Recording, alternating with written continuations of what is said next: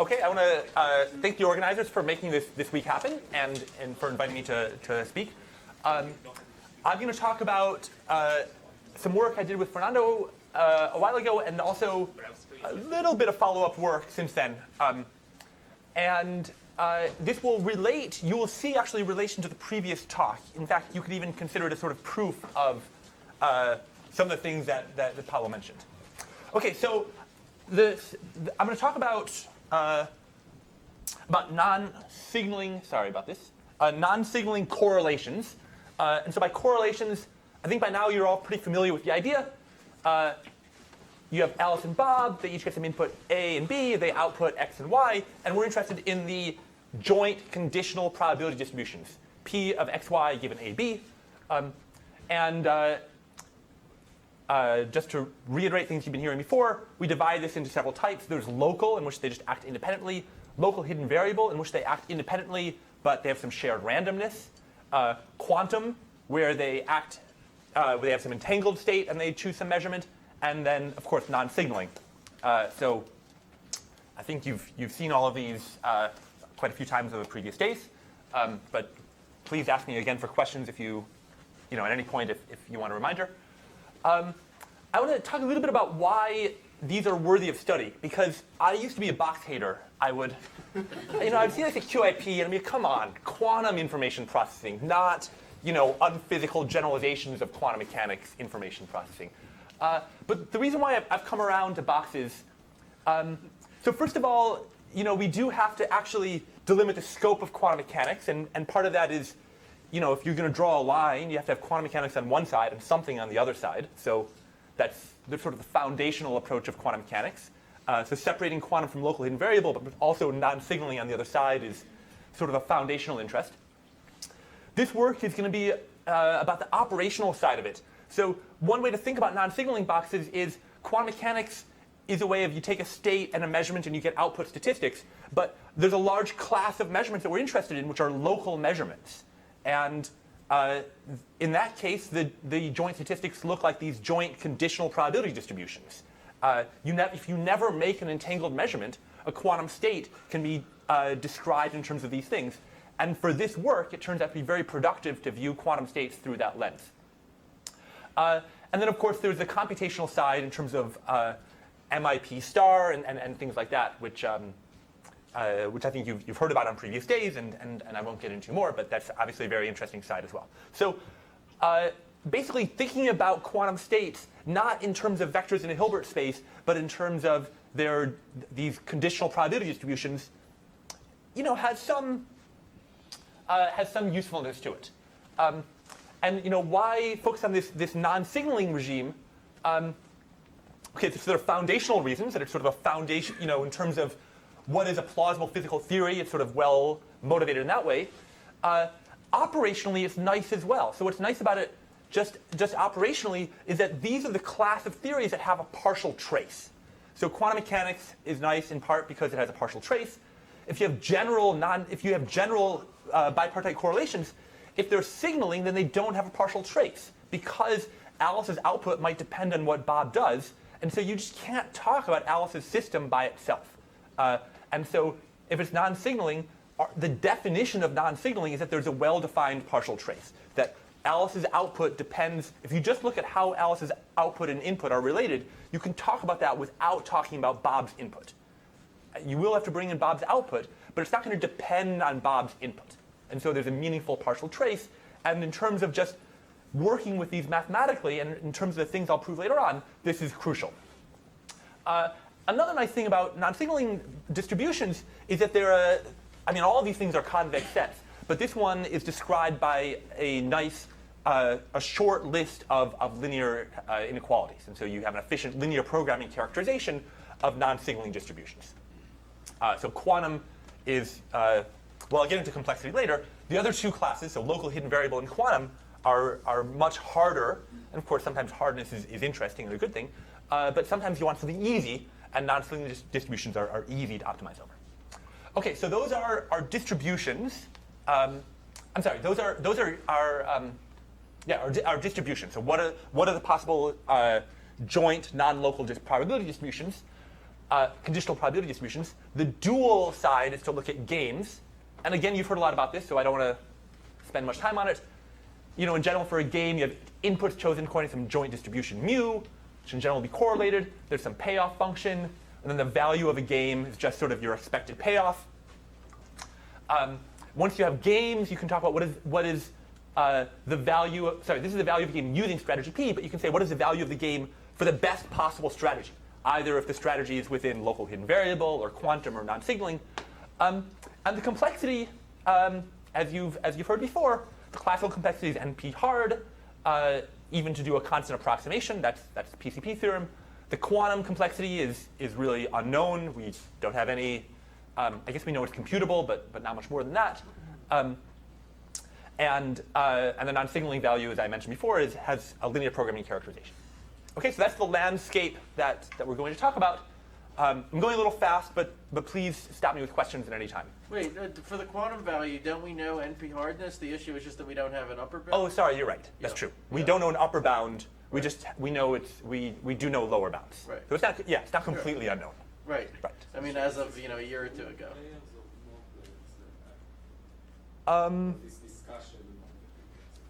There's I guess for 2 players we don't have the NP hardness for constant approximation.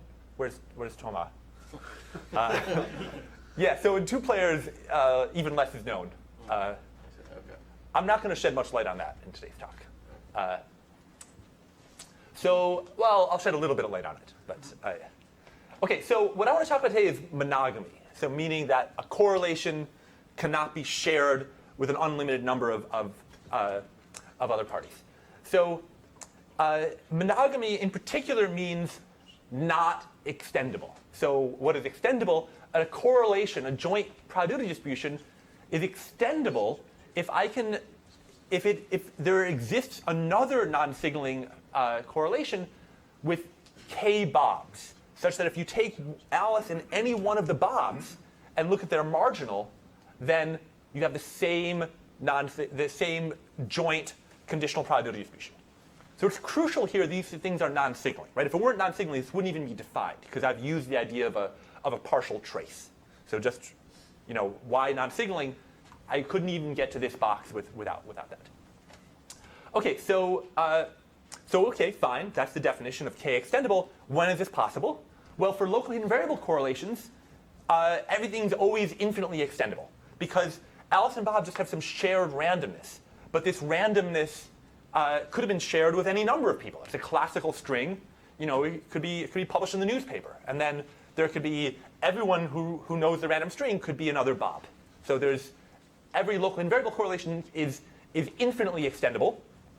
And in fact, the converse is also true, that anything that's infinitely extendable must be a local hidden variable correlation. At least if the, that might not be true if the alphabet size is like uncountable, but for finite alphabet size, that's certainly true. And one reason you can immediately see that is if you're infinitely extendable, then you could have an infinity of bobs. And so the joint input-output behavior of all those bobs becomes essentially like a classical variable. And so if you condition on, if you look at enough of the bobs, you can completely work out the Bob input-output relation. And then conditioning on that, you have a local hidden variable distribution. That's the hand-waving version. I'll give you a more quantitative version of that later. So this monogamy idea has already had many. I think it's used implicitly, even if people don't call it monogamy. It's used quite a bit. The idea of quantum key distribution or of quantumist giving secrecy is due to the idea of monogamy that if the eavesdropper is correlated with the message, then that will disrupt the type of correlation that the legitimate parties have. And especially the types of device-independent quantum key distribution where you certify it using Bell tests that says that if the 2 parties win for example, a CHSH game at a high enough rate, then that is evidence, that's proof that they are not, the output of that CHSH game was not correlated with some other, with some eavesdropper. So that's, the monogamy principle is guaranteeing that an eavesdropper is not correlated with their message. It also can be used to give a hierarchy of approximations for local hidden variable correlations. If I want to just search, if I'm given a joint conditional probability distribution, and I want to know, is this a local hidden variable distribution or not? That's an NP-hard problem, but I can ask, is it k-extendable? And I can solve that in time that's exponential in k. Because this is just asking if it's k-extendable is just a giant linear program. And the size of the linear program is the Bob spaces get blown up to the power k, and I just have that many variables and roughly that many constraints, and I can just search over this thing in polynomial time. So this gives an algorithm for approximating local hidden variable correlations. Of course, this is the time. We don't know how good it is, right? We don't know how close it comes to local hidden variable as a function of k, and that's one of the things that I'll talk about. And finally, also, it gives Di-Finetti theorems. It says that if a state is k-extendable, then it should be approximately separable. So here I've jumped from talking about distributions to quantum states. But a quantum state can be completely determined by local measurements. And so if the thing responds to local measurements in a way that looks just like a local hidden variable theory, then you can show that it must be close to separable as well. And I'll talk later about how to make that a little quantitative. Yeah? Isn't this maybe a strong definition of like the symmetry requirement? First application. No, where's the symmetry requirement? That each marginal has equal p. That's so what would be? I mean, some people would say that the Bobs have to be symmetric, and I have not imposed that. But what would be weaker than this? Well, I feel like you can have a monogamous distribution that doesn't have that property. So this is sort of the opposite of monogamous. This is saying shareable. This is saying shareable with up to k parties. Yeah, no, right. And I guess what shareable means is that those correlations could be reproduced as the marginals of another one, of another distribution. So I don't know how to weaken it further than that, but it'd be interesting if there was a way. Yeah? So maybe you could say that the mutual information between these two becomes sign.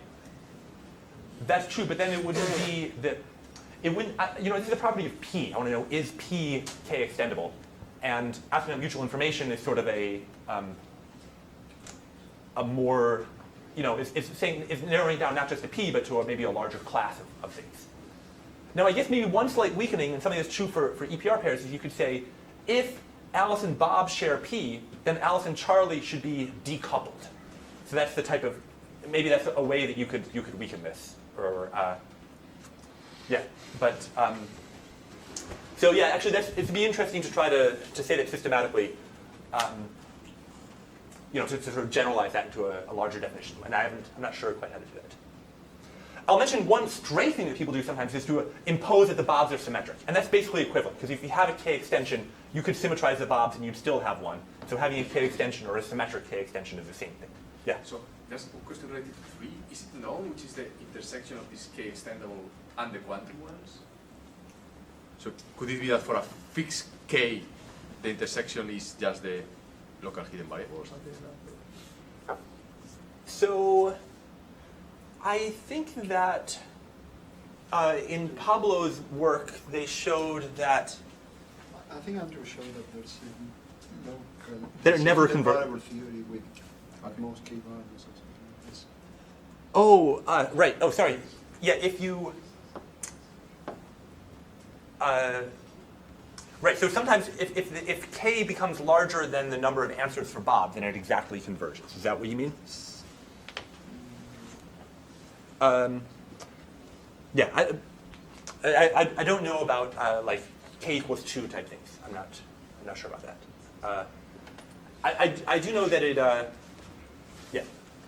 Well, let me talk about what we do know about conversion actually. So result number 1 about so the whole question about this is a hierarchy, gives you an algorithm, tells you about quantum states. So now the whole question is, how can we make this quantitative, right? So this is a way of approximating local hidden variables. So our first result is if you have a k-extendable distribution, then I want to claim that there exists a local hidden variable theory that is close to it. And unfortunately, these are conditional probability distributions. So if I just have two probability distributions, I can measure distance by the trace distance. But for a conditional distribution, I have to also talk about the inputs as well as the outputs. And so for the inputs, the best we could achieve is this slightly funny thing, where for any distribution for Alice, there exists a local hidden variable theory that gives a good approximation relative to that distribution. Okay? So this is weaker than saying there's just a local hidden variable theory that looks close for any pair of inputs. This says if you know fix a distribution for Alice, then there'll be a local hidden variable theory that will fool that distribution of Alice and any input of Bob's. Okay? And how well does it fool it? Pretty well. It's square root of the log of the number of inputs for Alice divided by k. And so basically you get nothing until k is more than the log of the number of inputs, and then after that you get a decent approximation. And we're often interested in this thing just being some low constant, and so the question is how large you have to take k before that happens. And remember that k appeared in the exponent, so we really, really don't want it to be large. And this is nice because k only has to be as much as the log of the number of inputs. So the computational cost will be not too terrible, will not grow exponentially with any part of the input. Yeah? So we'll stop you from getting the strong version that fools, like, something that fools all of this? Yeah, so let me just come back to that in like 15 minutes because, yeah, that's one of the open questions. What was previously known in the world of monogamy, so one of the kind of landmark results, this might have been the paper that coined monogamy, I'm not sure, said that if k is larger than the number of outputs of Bob, then p is exactly a local hidden variable theory. And basically, the number of inputs of Bob, And basically that's because you can just imagine a k extension. If you have this k extension, then each Bob could be getting a different input. And then that could, that would basically completely characterize Bob's outputs. Like if,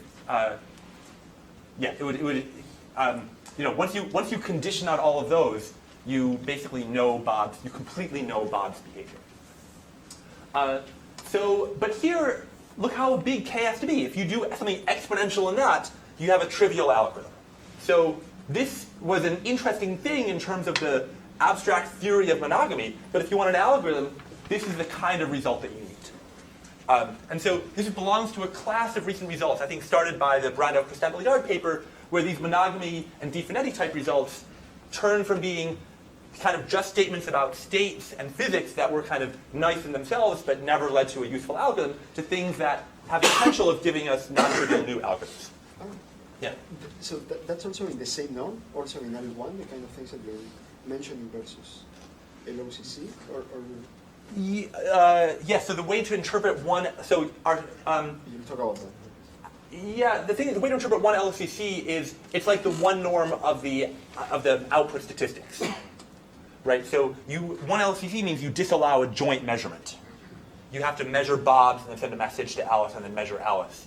And then if you look at, this is the distance of classical distributions, right? So you're talking about the one norm of these classical distributions, and that's like saying the one LOCC norm is pretty much the same thing, because it's looking at the difference of the classical distributions that you get from measuring. Sir, just a simple question. Yeah. So this mu in theorem 1, Yeah. so we should think of it as the marginal of the input joint distribution? Yeah, it's even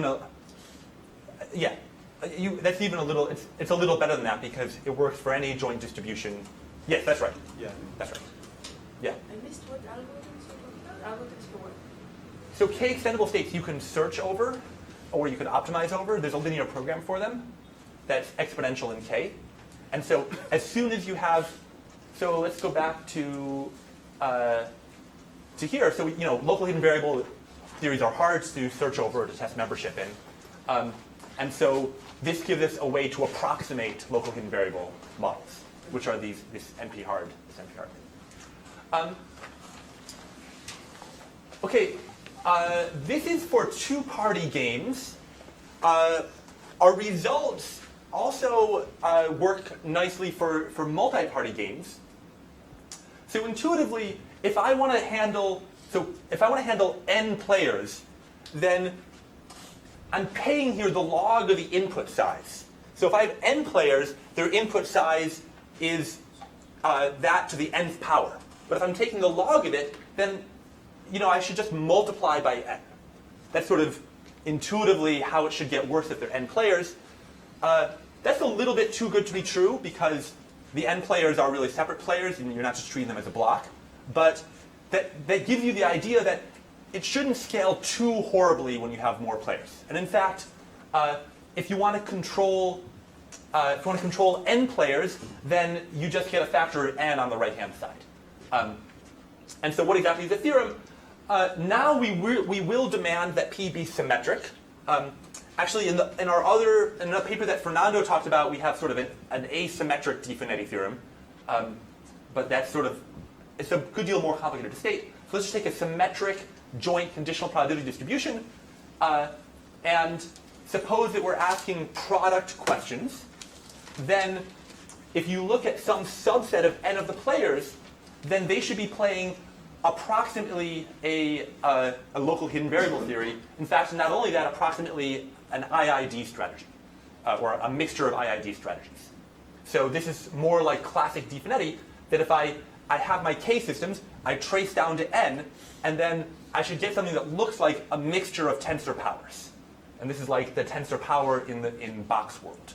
You have just independent strategies conditioned on some common variable. I'm mostly going to talk about Theorem 1 because this one just introduces a lot more baggage. But once you have the information theory ideas for Theorem 1, then that shows you how you can get the other one. And a previous version of this form was found by Cristandal and Toner. And again, they get the n squared over k dependence. But you see here one of the inputs without the log, which is deadly because, again, this shows up in the exponent.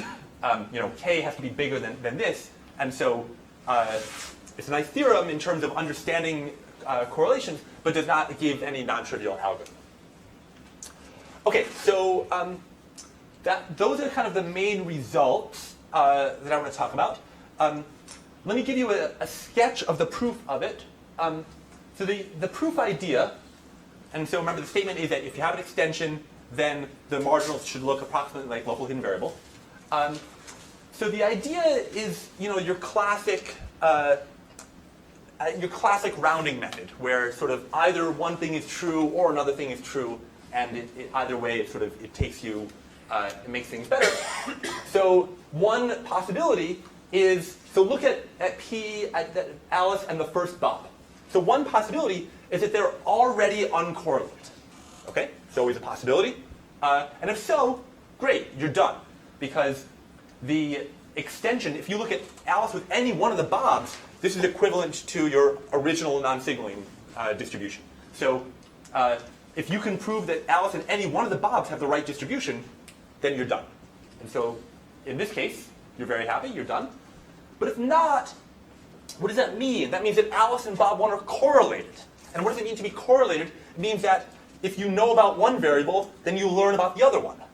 And so that means if I condition on Bob 1's input and output, then that should sort of reduce the entropy of Alice. And so that means that there's sort of less room for mutual information between Alice and Bob 2. And if I keep doing this, then eventually I should run out of mutual information. And how many times do I have to do it? Well, an amount comparable to the amount of mutual information, which is where the logs come in. Because we're fighting entropies here instead of fighting other things like 2 norms that can scale with dimension. So that was a little bit non-technical. Let me make it slightly more true and technical. So this is a statement. I'll give a version that does not involve any conditioning. And I was not here for Fernando's talk, so maybe he showed a very similar kind of statement. But it's worth knowing. So you have Alice's output, and then all of the k Bob's outputs. And if you look at their mutual information, it's trivially upper bounded by the log of the size of Alice's output. But also, with the chain rule, we can write it as a sum like this. And so what that means, you have k terms here that add up to this thing. At least one of these terms is going to be small, right? It's going to be at most this quantity right here, which was what appeared in our error bound.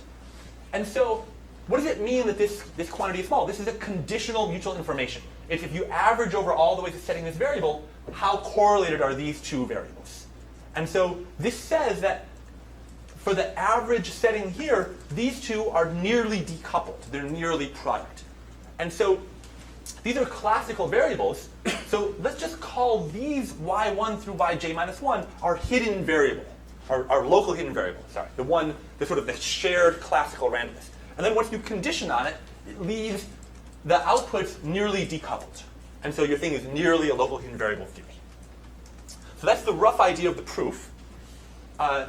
It's more true than the previous slide, but it's still missing the inputs, right? This is a very static thing, but these are conditional probability distributions. What do we do about the inputs? I'll add maybe on the next slide. Sorry. Wait, but then, doesn't that hidden variable theory only work for x and yj? What about for the other y's? Right, so that's the beautiful thing about k-extension. If you prove it for any j, I see. all the marginals are the same. So, good. Good. Yeah, so it's weird, you couldn't prove it for x and y1, Yeah. but it turns out it was true for them too. All right, good. And I guess the reason is x and y1, maybe they were correlated, but if you had just known what to condition on, they wouldn't have, would have killed that off. Good. Good. Okay, so, and then the last thing is, this is mutual information, but we wanted something about trace norm, and that's just something called Pinsker's inequality, and that you get a square root. And basically it's, there's no dimension factors when you make that move. Okay, so what are the inputs? This equation is a little bit of a beast, but it's basically the same as before, except now we have to maximize over all the inputs, right? So this mutual information is still upper bounded by the same thing, even when you maximize over all inputs. And then if you do this conditional mutual information business, you'll notice that this last term is the only one to depend on b sub k. So we can kind of pull that term out and just kind of stare at that one separately. And if you just look at this term, you can show that this, just apply Pinsker directly to here, and it's comparable to this distance right here. And once you've done that, you sort of peeled that off, and you can, it won't bother you anymore. And then you can approach b sub k minus 1, b sub k minus 2, and so on. And one by one, you kind of apply the inequalities you applied before, and more or less the same argument works. So, I don't want to spend too much time on this, but basically, you do have to worry about the inputs. There's some technicalities which are in our paper where we kind of go over this carefully, but it doesn't substantially change the basic idea. Yeah. Maybe you could say, of course, if you do it like this, you don't know that the last one is small, right? You have to somehow distinguish. Right? Right, so what you get is you get a sum of k of these terms. And you don't know so you just know that one of them is small. Okay. You'll also notice, we had to maximize over Bob's inputs, and it was crucial that b sub k just appeared by itself in the last term, so we could kind of analyze that one by itself. And this is why you can't maximize over Alice's input at the same time, because Alice's input appears in every single one. Now you could take k extensions of Alice too. And I would love it if somebody could make that work, but we were unable to. Okay, so at this point, maybe it's getting a little bit technical. I want to mention that these same techniques apply to an easier problem. And this is some new work, and I think it's simple enough that the whole proof you can just really see on one very short slide. So forget about boxes. Forget about Alice and Bob being friends. They're not anymore. They're playing a non-cooperative game. So a game in which they're each trying to maximize their own utility.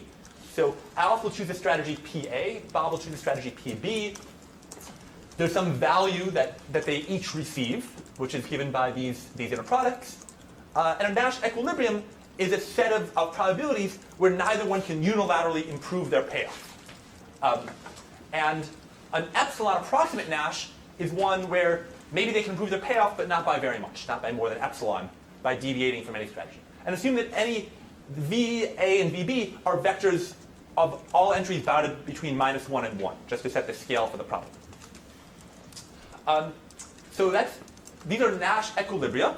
They're hard to compute, as I'll mention in a minute. A natural relaxation is a correlated equilibrium. So in this case, they follow a correlated strategy. You can think of it as there's an external signal that gives them a hint of how they should play. But of course, they're still free to deviate from it. They could ignore the hint and play their own way. And so it's an equilibrium if they cannot improve their values.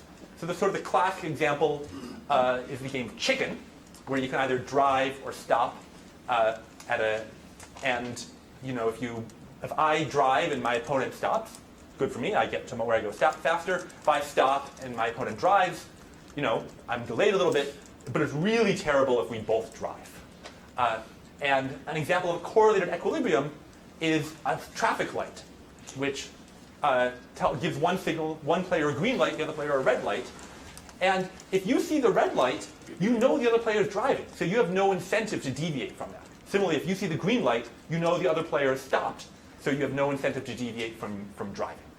And so even though, what I love about that is that even if there are no police officers, the traffic lights are self-enforcing, because just knowing that everyone else is playing according to that equilibrium is reason enough for me to follow the traffic light.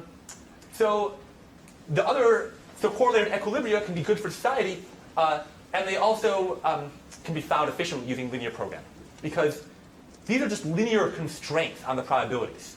And essentially, one way to think about Nash equilibria is that it follows all the linear constraints of a correlated equilibrium, plus it has this extra nonlinear constraint of being a product distribution.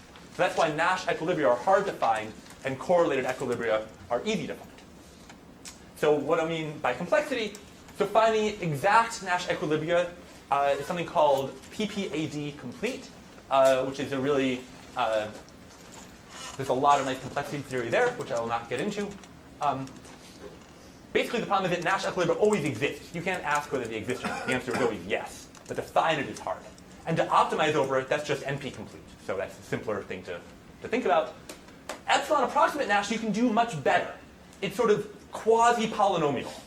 If n and m are equal, it's n to the log n. So it's just a little more than polynomial. And it's at least as hard as planted clique, so that means we believe this runtime is tight. So that's what we know for approximate clique. The new result, which I don't want to, trumpet too much, but I think is kind of cute, is another algorithm for epsilon approximate Nash with exactly the same runtime, up to constants in the exponent. So it's, algorithmically it's not that new, but what's cool about it is that the approach is totally different. And I think this sheds light on how to understand some of these hierarchies. The old algorithm is very simple. It's based on enumerating over nets for the set of probabilities. So the set of probabilities you can cover with a small net of points, such that any probability is close to it in a certain sense. And I really recommend talking to Marius for more details on this. He helped me understand it a lot more recently. This algorithm uses a totally different approach. It uses k-extendable distributions. So what is the algorithm? We will search. It's very simple. As you might imagine, instead of having one bob, we'll have k bobs. And we'll search over distributions for one Aleph and all of the bobs.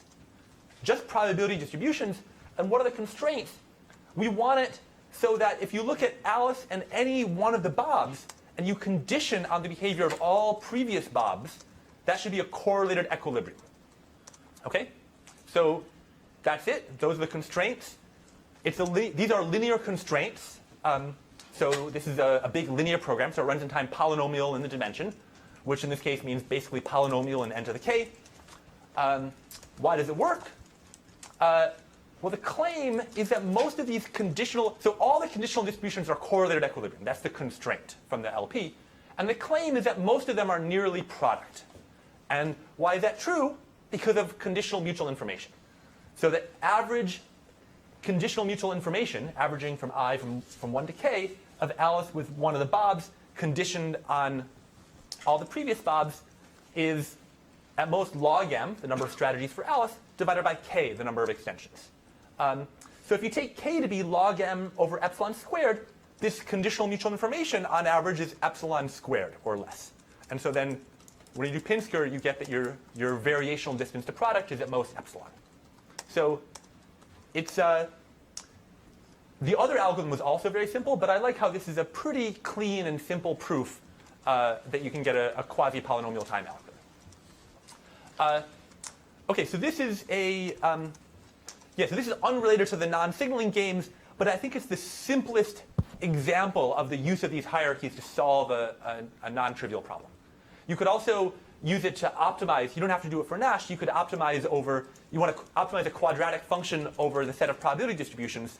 The same idea would work. You have the same hardness and the same runtime. Any questions about this before I go back to cooperative games? So Yeah. you can strengthen this with semi-definite constraints. I mean, we've done this Right. stuff with DASU and this exchange of equilibrium stuff. Oh yeah. So we should talk about that more. So definitely if you had semi-definite constraints, the runtime is still polynomial in this, and it's strictly a better approximation. And I have no idea how to improve the analysis.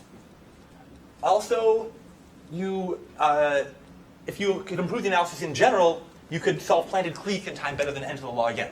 So I don't know that. what? Well, n to the log. Okay. Yeah. Yeah, which would be should be great, but it's so. But I think a nice general question is, with these information theory techniques, we're really now starting to understand k-extendable pretty well. When you throw in PPT constraints, we know there's some cases where you can do much better, and we're really just in the dark about how well you do in general. So I think that's a problem I would really like to know more about. But I don't have many leads. Okay, so going back to games, what do we get here?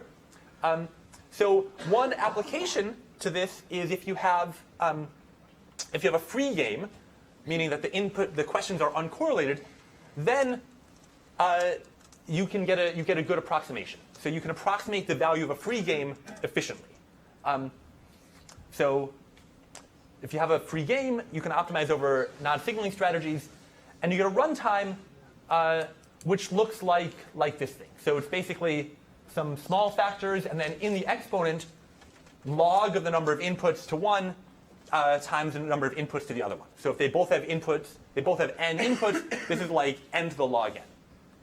So we did this with conditional mutual information. Scott and Donna and Russell and Pagliazzo independently did it using epsilon nets, just like the Nash equilibrium thing. So it's kind of cute that there seem to be these two different things giving like identical runtimes. And so one corollary is we also get a sort of hardness result for entangled games, but a really wacky and not particularly useful one. It's one where you have root n players, but you only sort of talk to two of them. So you choose Alice and then one of the Bobs at random and only play with that pair. If you were to sort of fully write that game down, it would be far too big, but you get something slightly non-trivial with this weird sort of game where you only talk to one of the players. Another application, which Pablo was asking about earlier, is the Di-Finetti theorem. So everything I've been saying has been for boxes, but I mentioned that you can reconstruct a quantum state by looking at local measurements. So how does that work here? Well, if rho is a quantum state that's k-extendable, and mu is a distribution over operations on Alice. This is a slight generalization. Instead of just talking about measurements on Alice, which is like an operation with a classical output, we can do a quantum operation, which means that an operation with a potentially quantum output. So that's a slight generalization of what I said before, but the proof follows exactly the same lines. Then we can approximate it, and what's the analog of local hidden variable? It's a separable state. So there's a good separable state approximating it with respect to some measurement for Bob and this average over quantum operations for Alice. And again, you only pay for the output dimension of Alice. So it's potentially useful for games because even if Alice's input is infinite dimensional, you're only paying for the output of it. And there's also a sort of a multi-party version of this. We had theorem 1 for two-party, theorem 2 for multi-party, sort of analogous, but let me not go into details about it. And it's sort of compared to Brandao-Stendhal-Yard, it simplifies, it improves in a number of ways by making the dependence on the output dimension, having this multipartite version, simplifying the proof, and giving an explicit rounding algorithm to produce sigma instead of just showing that one exists. So let me, sorry, there should be lines between these, it disappeared. So let me kind of summarize the places where we can use these hierarchies, and something that I kind of just realized, well, I'd suspected for a while, but kind of just realized yesterday in a conversation with Fernando. So we have a number of algorithms where we can approach them either using the information theory techniques of conditional mutual information that I've been talking about, or using epsilon nets. So approximate Nash, or optimizing a quadratic function, is one of them. So there's this, I have this approach that I just described to you. The original algorithm is Lipton, Mehta, and Markakis from about 10 years ago. They use epsilon nets. Gives the same performance. For free games, Fernando and I have this thing that I just described. Scott, Donna, and Russell have this other approach. Again, same performance, just different methods. Maximizing over separable states. I just described a theorem about maximizing. If you have a measurement and you want to maximize the probability that it accepts given an input separable state, you can think of this as a way of performing that maximization. And this started with Brandau-Crandall-Yard, and sort of there's been a number of people looking at it.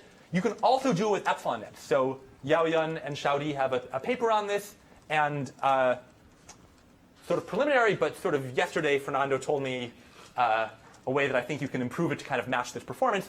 I think the general story is, whenever you can do the information theory stuff at Spears, you can also do epsilon nets.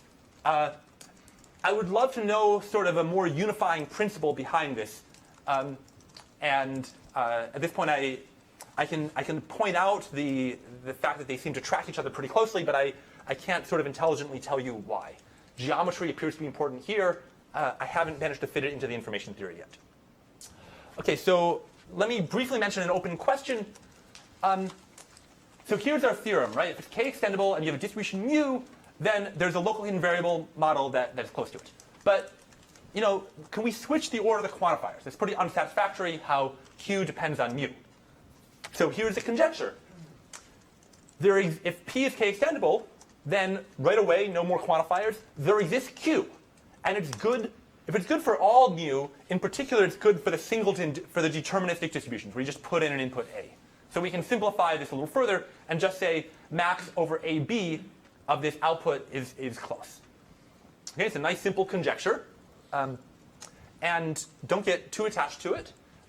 Because if it were true, then p would equal np. So probably not true. Because why? If this were true, then we could approximate non-signaling games not just for product distributions, but for general distributions. We could do that efficiently, but we know that those are NP hard. So probably can't do it. But, OK, so fine. What's not ruled out? In the quantum case, it still could be true. So it doesn't contradict known hardness results for quantum games, in part because it's two-player. So it could be that if rho is k-extendable, there's a separable state that approximates it well against all measurements. And we know already from BCY that there's a separable state that gives you a good approximation in the one LSCC norm. So isn't this practically the same? Well, I want the performance to depend only on the number of outcomes of Alice's measurement. So you're saying all it would take to kill this conjecture would be to improve Thomas' result from 3-player to 2-player? I think so, right? Okay. No, it will improve to 2 players. What? It will be weaker than Thomas' result. It will be like for constant number of players. Okay. But it will be just a much simpler way of converting classical protocols into one. Okay. Oh, yeah, you're right. Actually, sorry, yeah, you're right. Yeah. No, right. So if this were true, Yes. right, so what would it give? It would basically just give something no stronger than Thomas' result. Okay. Yeah, like what Fernando just said. All right. Oh, I see. Okay. Actually with 4 players instead of 3, I see. given the All right. parameters Okay. that we have. All right.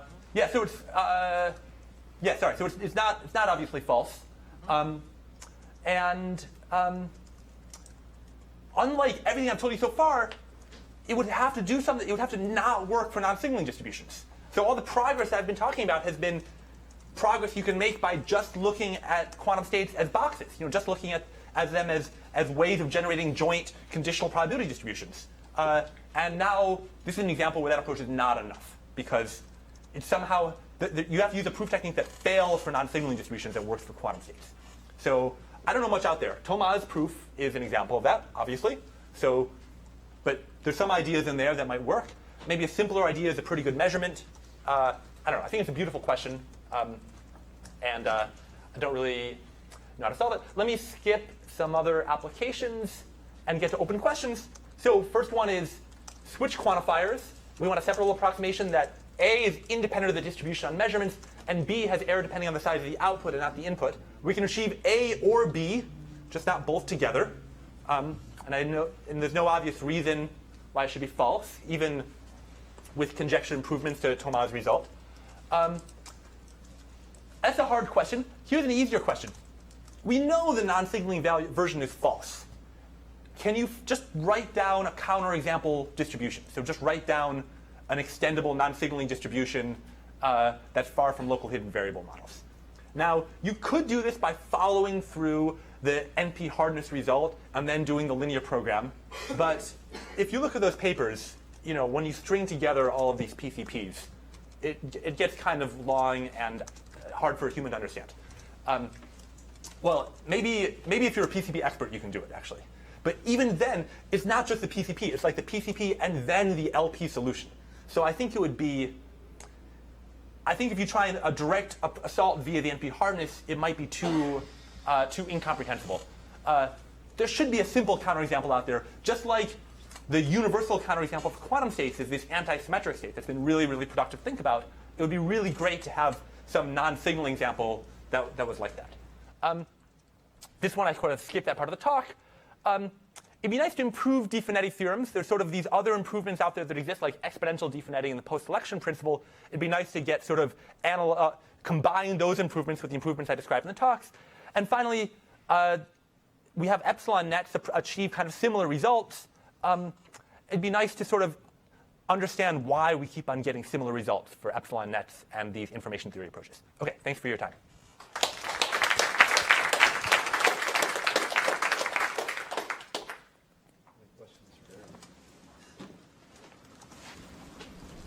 Well, then I'd ask a question. So I really like this idea of somehow approximating these separable things with extendable. Is there any concept which would do the same from non-signaling to quantum? Like you could somehow think that maybe we also want to go down from non-signaling to quantum in some nice intermediate steps. Well, I guess there's the NPA hierarchy, right? Oh no, you're not. Different P. Sorry, different. Yeah. So there's this hierarchy of the non-commutative positive Thelen size. Yeah. And it'd be great to really be able to analyze it a little bit better. That would be a similar picture. I don't know whether it's as useful. Yeah, it definitely seems pretty promising, and it's we don't have many other ideas, so I think that's. I don't know. Do others have other ideas? Yeah, I think that like all of our upper bounds to quantum that separate quantum from non-signaling, I think they all are basically just people writing down dual points in this hierarchy, as far as I can tell. So, but that doesn't mean we understand it. Yeah. So, would your monogamy result for non-signaling distributions give some sort of lower bound on sort of the sizes of games for, like, say, 3-set that are sounding as non-signaling provers? Because, so in your monogamy bound, I think you have log of the output or log of the input size? Log of the input. Right, so wouldn't that say that, unless 3-set is solvable in sub-exponential time, that, log of the input would have to be order n? Right, I guess it would say that's right, that these games are just not sounding as non-signaling provers. But I'm not sure, you don't need monogamy for that, that was just from the linear programming, the characterization of non-signaling. But it only was for third games as well, right? Oh, right. So, something to correlate.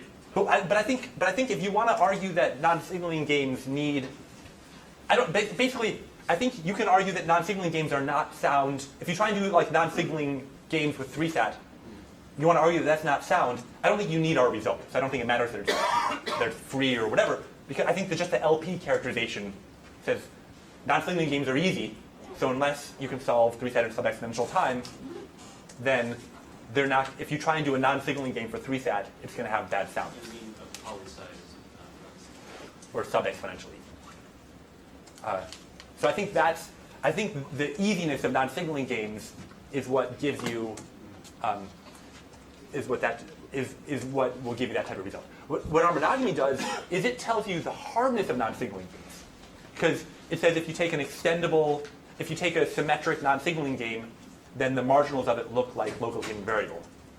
And so that says that if you, that gives a sort of converse, I guess, to it.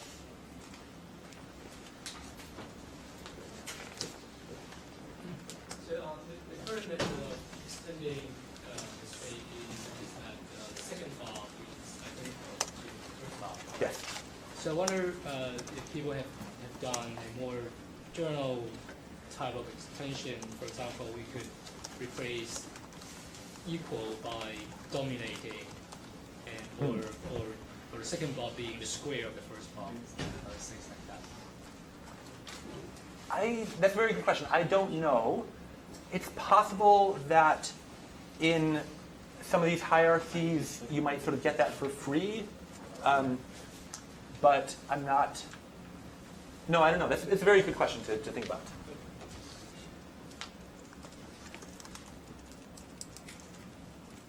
Okay, let's thank Aram again.